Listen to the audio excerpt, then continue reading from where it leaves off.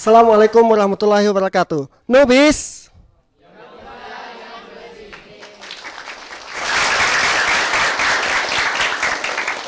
Bertemu lagi dengan saya Meriza dalam program rutin tiap minggu yaitu Nubis yang muda yang berbisnis.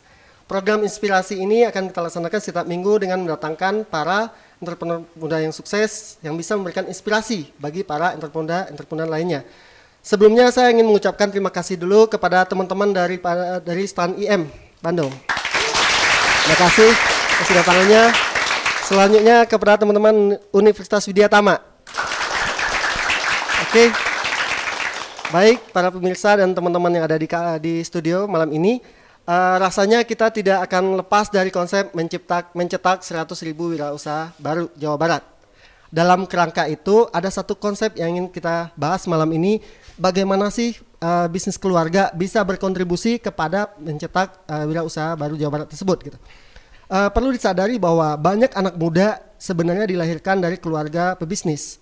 Cuman mereka seringkali terjebak gitu, melihat bagaimana sih teman-temannya punya bisnis yang luar biasa, sementara bisnis yang dikembangkan oleh orang tuanya menjadi ketinggalan.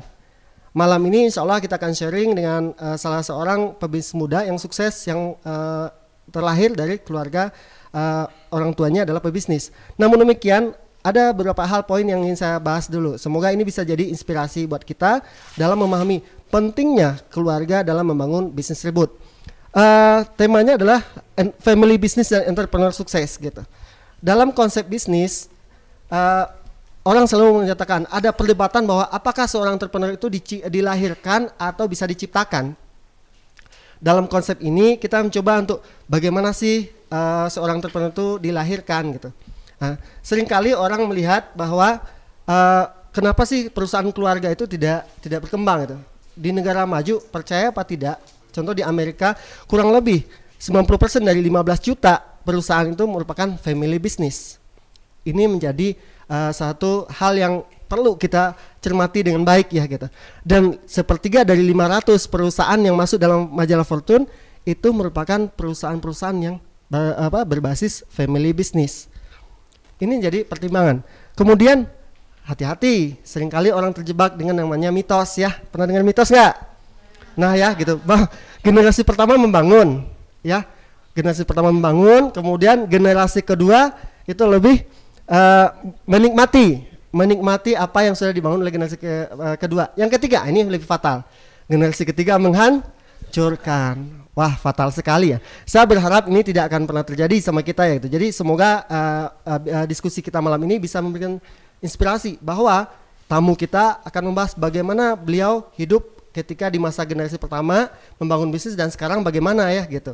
Nah, ada satu fakta juga yang harus kita bahas di sini yaitu ini penelitian. Ini perlu menjadi perhatian bagi kita. Penelitian di Australia gitu. Bahwa 70% saat ini perusahaan-perusahaan family business di Australia itu adalah dia masih dikelola oleh generasi pertama. 21% itu dikelola oleh generasi kedua. Sisanya 9% dikelola oleh generasi ketiga. Harapan saya penelitian itu bisa menginspirasi buat kita, ditambah lagi dengan bahasan kita malam ini dengan mendatangkan sahabat saya, teman saya, Kang Jody. Silakan, Kang.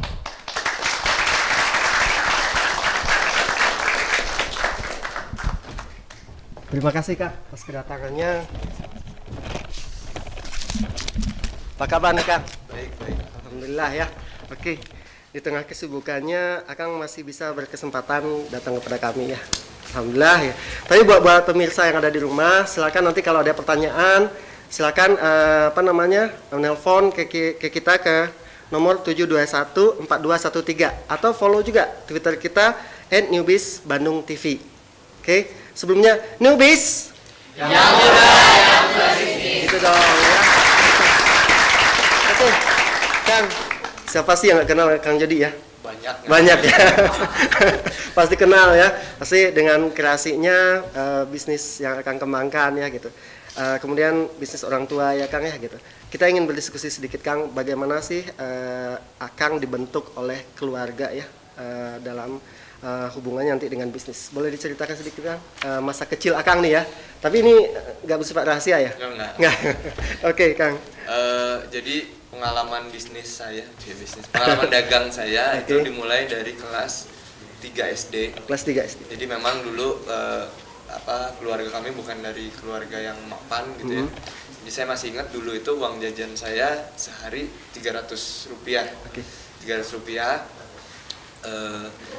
Ayah dan ibu saya ngasih kesempatan gitu ya, karena ibu saya senang bikin roti, kue-kue gitu. Jod, ini bawa aja nih roti sama kue bikinan mama. Ini kurang lebih harganya sekitar 2.500. Kamu bisa jual nanti hasilnya 4.000, berarti punya 1.500. Atau kalau kamu jago jualannya bisa lebih dari bisa lebih lagi. Yang paling penting tiap sore itu sisanya berapa saya harus bayar ke orang tua. Jadi memang uang jajan saya dulu 300 itu nggak cukup untuk makan gitu ya. Di sekolah itu kalau makan nasi kuning atau makanan berat itu minimal 500 750. Jadi memang mau nggak mau saya harus coba dagang. Hari pertama mungkin hanya laku setengahnya, lama-lama setelah sebulan berjalan hampir satu sekolah gitu ya. SD saya dulu di Banjarsari. Semua orang tahu, oh kalau mau nyari roti gue ke si Jody di SD 5 gitu. Nah akhirnya dari situ saya ketagihan, nyari duit enak juga nih. Saya punya uang sekian, terus ada seru juga yang biasanya istirahat sekolah tuh kita kan biasanya main bola apa segala macam. Setelah nemu dagang tuh jadi lebih seru nih sekolah, jadinya ketagihan terus dagang terus sampai sekarang gitu. Jadi dari kelas 3 SD ya Kang ya? Kelas 3 SD. Kang, kira-kira apa nggak enaknya Kang? Terlahir dari keluarga pebisnis ya gitu. Kalau enaknya jangan diceritain ya Kang ya. Kalau biasanya gini sih, kalau waktu kecil gitu ya, mungkin sampai sekarang juga masih fenomena bully gitu ya. Waktu kecil itu SD saya bawa roti segala macam, mungkin di awal-awal tuh teman-teman ya namanya anak kecil gitu ya, sering ngejek-ngejek gitu, roti tiap saya lagi belajar gitu ya, teman kelas sebelah roti gitu. Sering lah gitu dibully kayak gitu, tapi saya anggap ya biasa aja, memang saya tukang roti gitu, emang kenapa gitu. Mungkin itu aja sih yang mungkin buat sebagian anak-anak kecil itu tuh berat gitu ya, waduh saya disebut tukang roti apa semuanya. Tapi karena saya udah ngerasain nggak apa-apa lah disebut tukang roti, toh saya bisa jajan lebih banyak dari teman-teman. Akhirnya pada waktu itu ya tetap aja dijalanin. Kalau dari orang tua sendiri Kang, ada dorongan nggak sih Akang tuh untuk menjadi entrepreneur gitu? Selalu ya orang tua saya. Jadi cerita selanjutnya itu ketika saya lulus SMA masuk kuliah, ternyata 2 bulan dengan cepatnya saya dikeluarkan gitu ya. Keluar atau lulus nih? Tidak lulus. Di DO. Jadi waktu itu memang dorongan dari orang tua, mereka ngeberhentiin ngasih saya uang jajan gitu. Tapi ngasih umpan dan pancingannya untuk ngelola salah satu aset mereka untuk dijadikan sesuatu gitu. Akhirnya waktu itu tahun 2004 saya bikin bober dari aset nganggur itu. 2004. Jadi memang selalu kalau bisnis di keluarga kita gitu ya, di keluarga kami, bisnis is bisnis gitu. Mau make sesuatu ada hitung-hitungannya, minjam nanti dibayar, terus mau minjem modal, mau minjem peralatan, mau minjem tempat berarti bayar sewa gitu, itu semua jelas hitungannya gitu. Jadi benar-benar udah dikondisikan dengan konteks bisnis ya Kang. Gitu. Kang, ada mitos satu Kang, bahwa tadi kita sebutkan generasi pertama membangun, ya. Generasi kedua tadi apa? Menikmati. Generasi ketiga, ini yang enak nih Kang. Sekarang Kang jadi generasi keberapa nih? Kedua ya. Gimana menurut Akang mitos tersebut? Rasanya sih memang banyak ya kejadian. Tidak hanya nggak usah nunggu lama sampai generasi ketiga, banyak juga generasi kedua yang langsung menghancurkan. Mungkin kita harus ngambil pelajaran dari kasus-kasus tersebut gitu. Jangan sampai kita mendidik anak kita ya disuapin terus gitu, karena biasa enak dari kecil gitu ya, kita katakanlah orang tuanya punya kelebihan harta gitu, pengen sayang ke anaknya tapi caranya salah, terlalu sayang jadinya manja gitu. Mungkin saya pengen anak saya kelak ke depannya, bahkan udah mulai dari sekarang gitu ya, setiap Sabtu biasanya saya bawa ke pabrik gitu ya, ke tempat kue. Dia belajar bikin kue walaupun umurnya baru 2,5 tahun gitu. Yang penting senang dulu nih, kue tuh tempat kamu makan tuh dari kue ini gitu. Jadi mudah-mudahan sih nggak sampai terjadi mitos sesat gitu. Luar biasa ya. Applause. Buat pemirsa maupun apa namanya teman-teman yang ada di studio, rasanya ada yang lewat dulu ya, iklan-iklan yang harus lewat. Tapi setelah itu kita akan lanjutkan diskusi kita ini. Newbies. Yang berbisnis.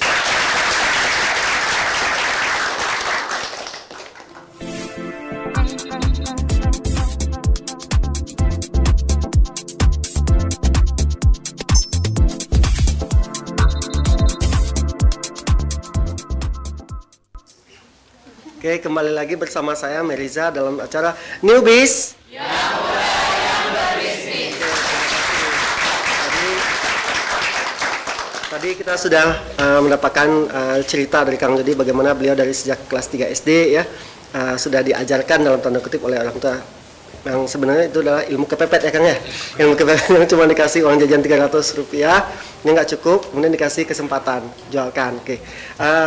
Soalnya sekarang kan udah masuk ke generasi kedua nih Kang. Kang juga tadi udah menceritakan generasi ketiga. Saya mendengar Akang kan udah berbisnis beberapa ya Kang ya gitu.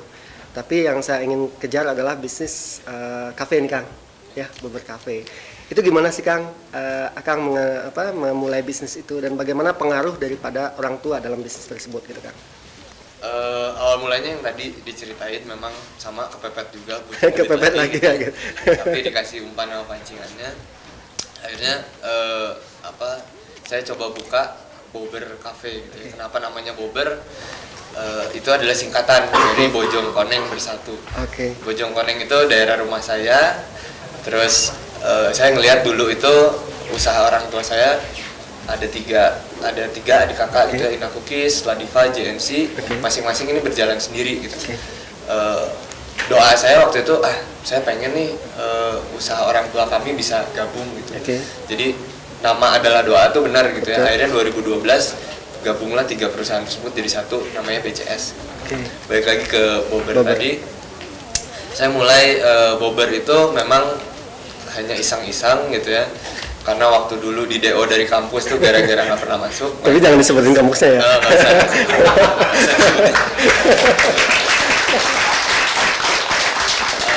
Gara-gara nggak pernah masuk gitu ya, main kartu sama teman-teman dari pagi sampai malam gitu. Zaman dulu itu. Akhirnya bikin Bober tetap sama. Siklus hidupnya bangun ya nggak terlalu pagi gitu ya, nelfonin teman-teman, main kartu, nongkrong di situ di Bober. Memang awal-awal itu sangat sulit gitu ya, karena saya harus nombok gitu setiap akhir bulan, bayar karyawan, bayar sewa segala macam itu nombok gitu ya. Dapat duitnya waktu itu saya masih main DJ gitu ya. Dia dapat duit dari situ, jalan kurang lebih sekitar 5 tahun lah saya nge-DJ. Jadi uang dari nge-DJ buat nombok Bober, Tapi alhamdulillah tahun 2006-2007 itu Bober mulai itu dikenal. Karena kita yang pertama kali, kalau nggak salah ya, pertama kali bawa shisha itu ke Bandung. Itu mulai orang banyak tahu Bober. Tapi nggak lama, sekitar setahun paling nggak nyampe mungkin, itu kompetitor bermunculan dengan produk yang sama. Dan persaingannya juga mulai nggak sehat gitu ya, juga banting-bantingan gitu segala macam. Akhirnya tahun 2007 akhir itu saya ngajak teman saya untuk partneran. Lebih tepatnya calon adik ipar gitu ya. Calon adik ipar. Ada misi pribadi ya. Jadi partner saya namanya Theo, kebetulan dia waktu itu masih siaran di salah satu radio dan cukup dikenal gitu ya di kalangan anak muda. Terus kita ngobrol gitu. Kayaknya udah deh ditajemin pasarnya tuh anak muda gitu. Jadi selain Theo ini bisa siaran sambil colongan ngiklanin Bober gitu ya, gratis. Kita kenapa anak muda? Karena di Jalan Riau tuh waktu dulu semua kafe itu nyasarnya family ya? Dari 2004 itu ya? Ya, targetnya tuh family, nggak ada yang anak muda gitu. anak muda tuh di Dago di kaki lima. Betul. Akhirnya kita bikin Bober, alhamdulillah berkembang dan terus sampai sekarang gitu. Oke.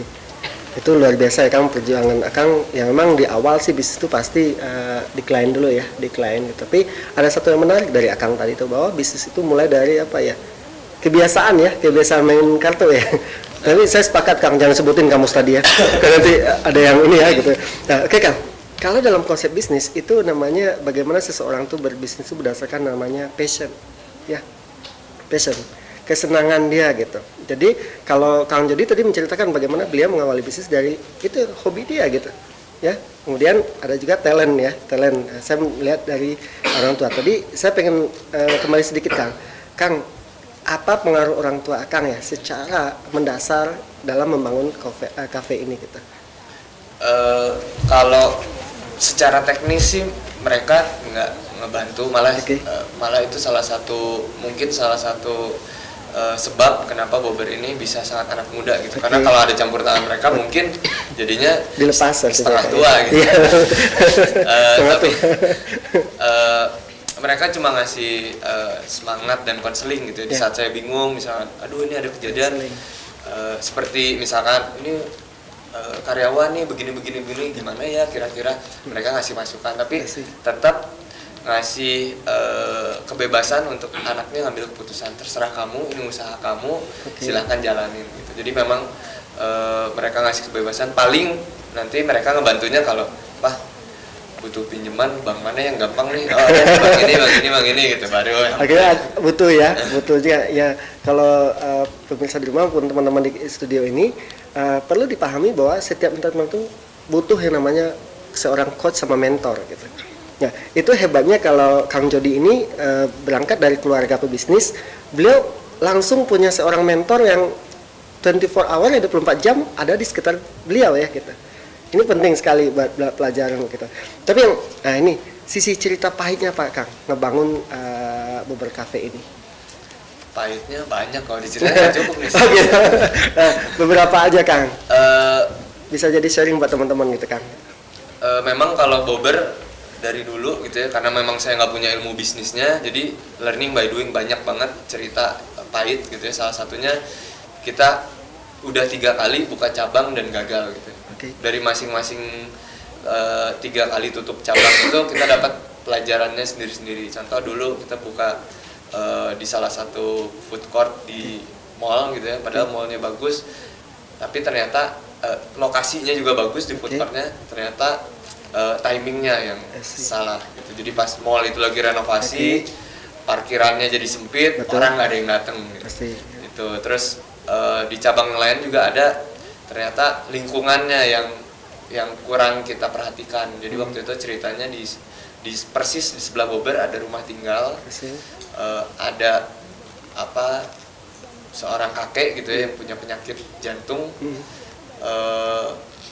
Jadinya si Bober ini nggak bisa bikin kan kalau Bober kan anak muda gitu ya, bikin event yang berisik segala macam, itu kita salah juga di situ. Dapat banyak pelajaran lah gitu. Terus ada lagi banyak lah kalau cerita-cerita, belum lagi karyawan yang bikin sindikasi gitu ya, mulai dari kasir, waiter sampai bagian dapur itu bikin satu sistem, ngakalin sistem gitu ya. Jadi kalau sisa itu kan nggak bisa kita cek, kalau nasi kan kelihatan gitu ya, setengah kelihatan, kalau sisa itu ketutup. Nah dulu itu sempat beberapa bulan kita sepi karena si karyawan ini ternyata si porsinya dikecil-kecilin. Kan kalau dari hitungan sih nggak kelihatan, dari stok tetap sama, jual 10 uang ada 10 gitu, stok sisa segini ada, tapi ternyata mereka bisa main. Banyak sih kalau kejadian-kejadian kalau diceritain sih panjang lah gitu, cuma tiap cerita pahit kita harus ngambil pelajaran dari situ, yang paling penting itu sih. Ini yang penting sekali buat seorang entrepreneur, bahwa bisnis itu selalu menghadapi masalah ya. Kalau bagi saya itu kan, kalau di kampus itu saya menyebutkan bisnis itu penuh masalah gitu. Kenapa? Karena bisnis itu berada dalam lingkungan bisnis yang selalu berubah, tidak bisa dikontrol, kemudian uncertainty ya, tidak pasti, yang apalagi yang turbulence ya, mengalami perubahan yang mendasar. Sekarang Kang, kira-kira nih Kang, ini ada Bober Cafe, kemudian ada tadi BCS ya Kang ya, BCS Kang. Ada satu cerita kalau di Amerika tuh pasti teman-teman kenal perusahaan namanya John Wiley and Son. Ini perusahaannya luar biasa percetakannya gitu. Kalau buku-buku luar tuh biasanya di John Wiley ya percetakannya gitu. Percaya tidak? Dia punya sekarang yang ngurusnya itu adalah generasi ke-7. Generasi ke-7. Dia berdiri tahun 1807 gitu. Luar biasa ya. Saya punya pertanyaan nih ke Akang nih. Apa kira-kira dream Akang sih ya gitu terhadap BCS Bobber gitu ya. Kalau saya bandingkan dengan generasi ke-7 itu dia bisa membangun sampai sekarang, Kang. Apa nih Akang sebagai anak muda ya terhadap bisnis orang tua ini, Kang? Apa dream Akang? Yang pasti sih saya pengen ngebebasin anak-anak nantinya gitu ya, generasi berikutnya di keluarga kita. Apa kesenangan mereka, apa hobi mereka, ataupun pilihan pekerjaan mereka gitu ya. Terserah mereka gitu. Artinya tapi pengennya tetap jadi pengusaha.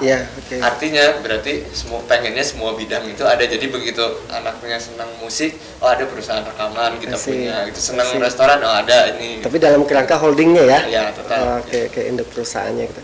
Kemudian kalau orang tua sendiri, Kang, apa harapannya terhadap Akang nih? Kalau orang tua mungkin BCS ini ke depan ya gitu. Kalau tadi kan Akang terkesan sangat lepas ya gitu. Kalau BCS mungkin kita visi kita tuh pengen jadi leader di industri kue kering. Kenapa kue kering? Kalau industri makanan udah banyak lah orang visi ke sana. Kalau kue kering rasanya sangat visible untuk kita gitu karena memang kita sudah lama bergerak di kue kering. Mungkin mimpinya itu, dan misinya dalam waktu dekat kita pengen bikin standar toko di seluruh Indonesia karena untuk menghadapi AEC, begitu kompetitor datang dari ASEAN gitu ya, melihat kue kering tuh BCS gitu. Jadi dipersepsikan selalu BCS ya, Kang ya. Oke, sangat menarik sekali, aplaus dulu buat Kang Jody ya gitu ya. Bagaimana dia mensinergikan antara Bobber Cafe dengan BCS. Namun demikian diskusi kita semakin panas dan ada mulai ya SMS atau telepon, silakan. Tapi nanti kita hold dulu. Kita akan lihat dulu beberapa iklan yang mau lewat berikut ini. Newbies yang muda yang berbisnis.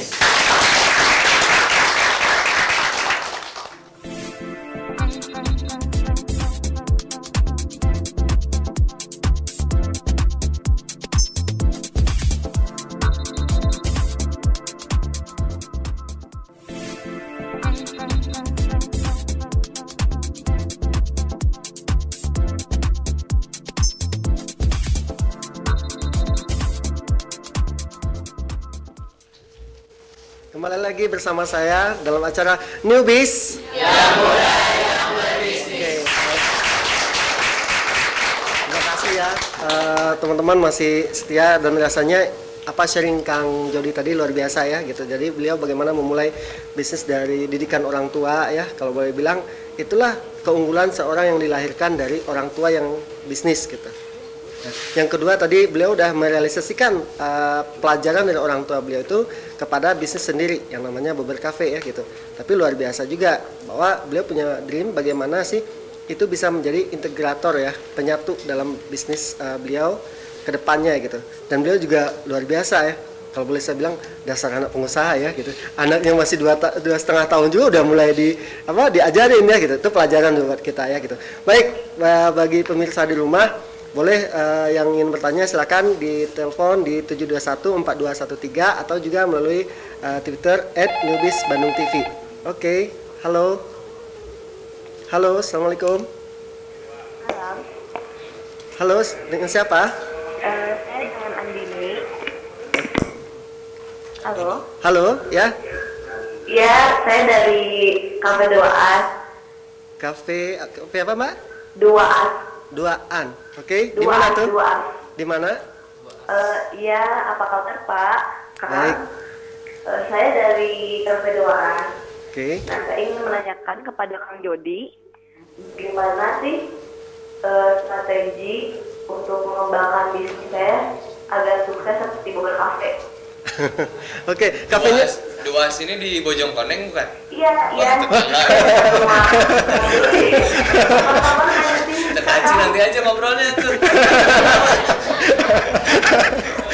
Tetanggaan kan?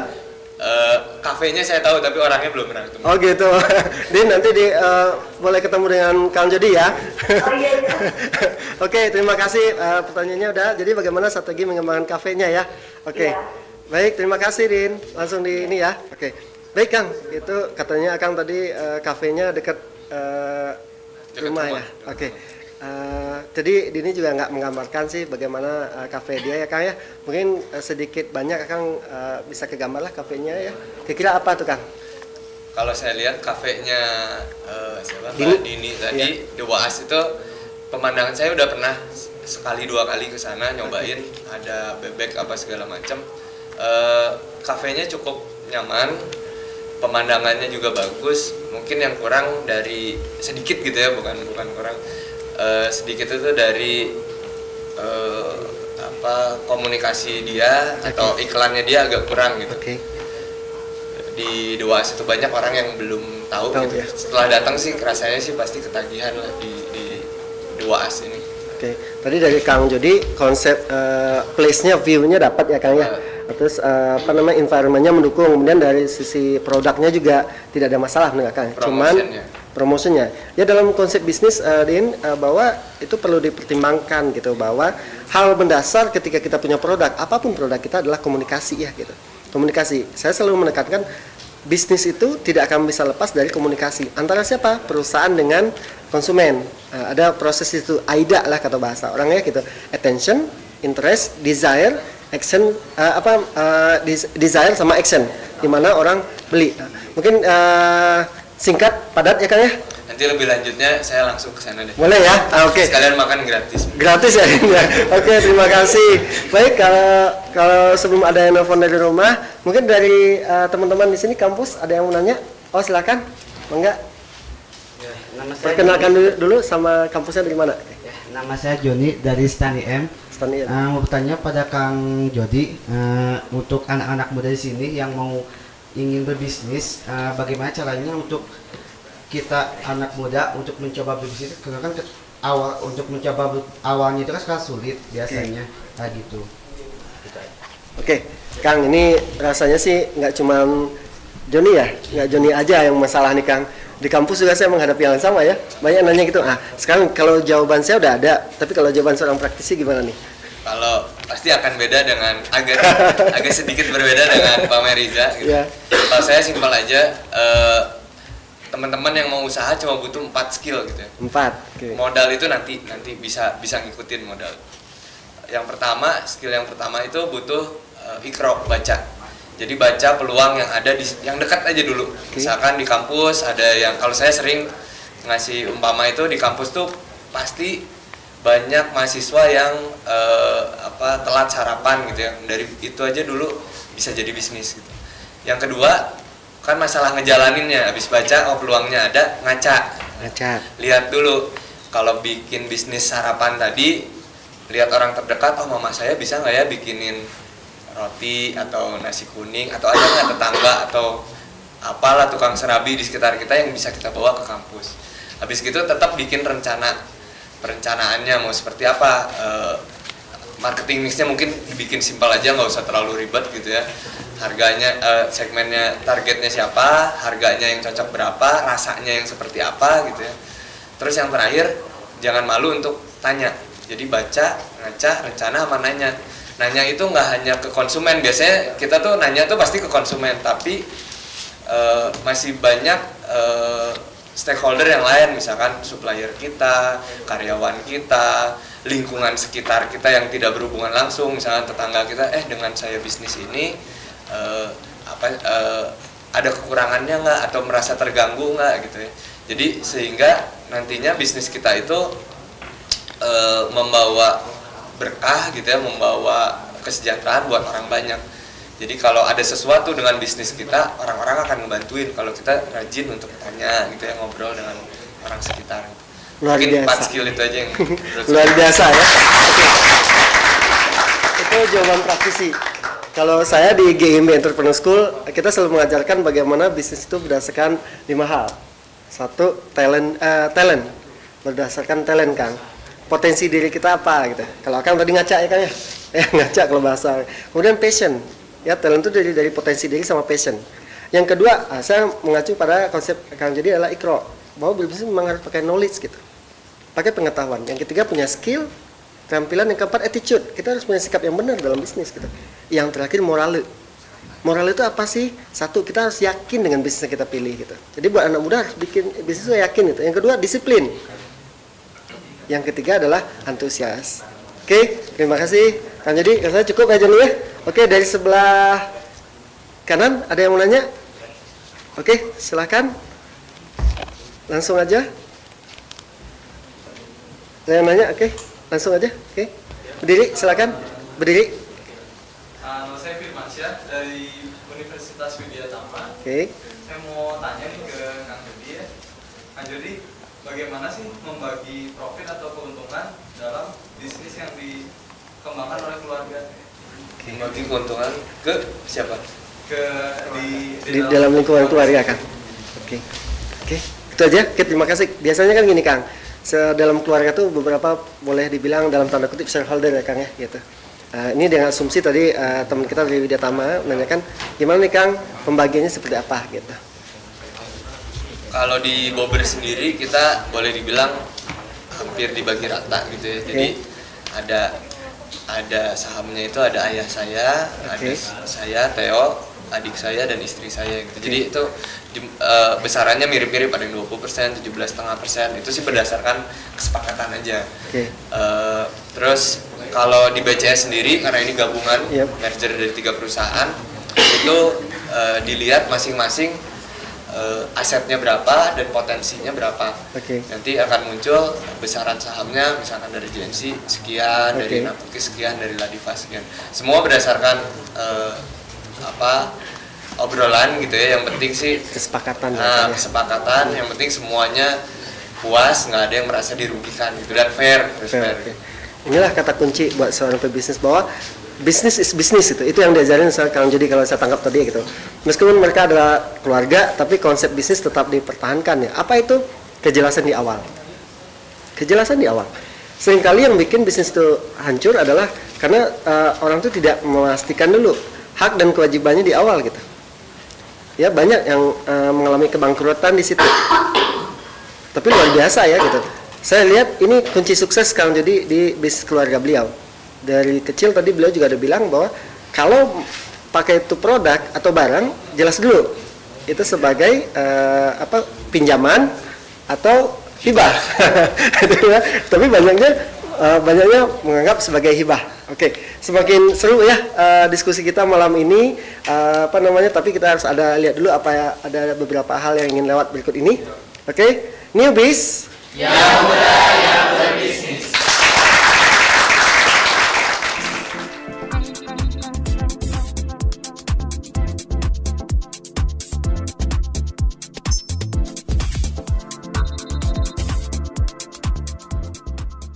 Kembali lagi kita di acara newbies. Yang muda yang berbisnis.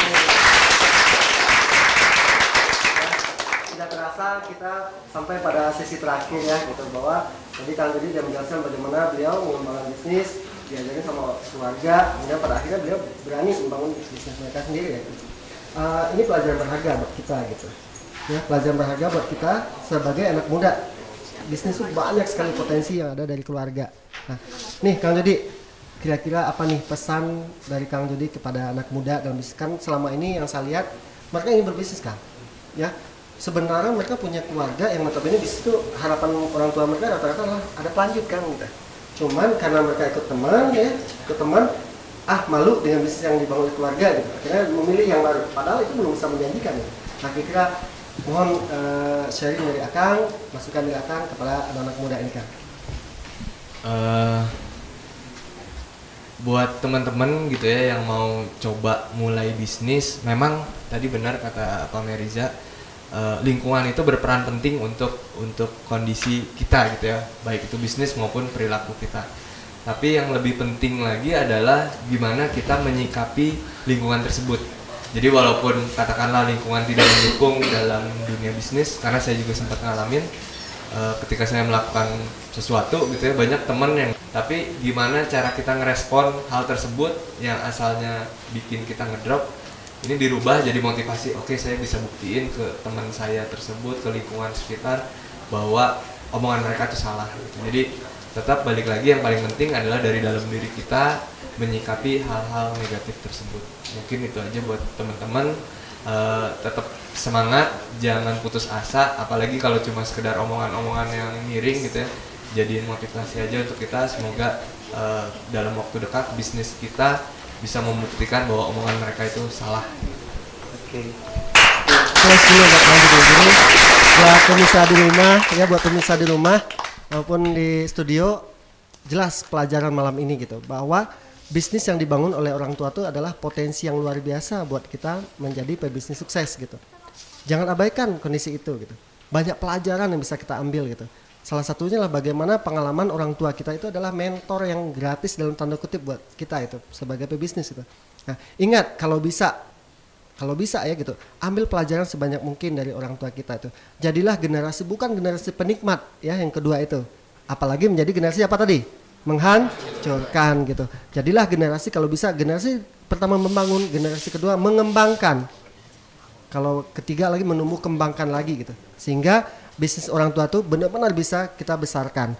Oke, itulah diskusi kita malam ini ya. Terima kasih kepada Kang Jody ya atas waktunya. Terima kasih kepada teman-teman dari Stan IM. Oke, terima kasih kepada teman-teman Widatama, dan khususnya buat sponsor kami ya, Bank BJB ya, kemudian juga Air Obat ya yang sudah sedia berpartisipasi mendukung acara ini. Insya Allah acara ini rutin kita adakan setiap Kamis malam ya, Kamis malam pukul 20 sampai 21 dengan menghadirkan entrepreneur sukses dengan tema-tema yang menarik, yang insya Allah tetap kami dari GMB Entrepreneur School berkomitmen bagaimana menciptakan entrepreneur sukses berbasis knowledge, karena itulah fondasi kita untuk menjadi bisnis seperti yang disampaikan oleh Kang Jody itu. Sekian dari saya, Meriza. Terima kasih atas kerjasamanya dan perhatiannya. Semoga bermanfaat apa yang kita sampaikan. Newbies. Yang muda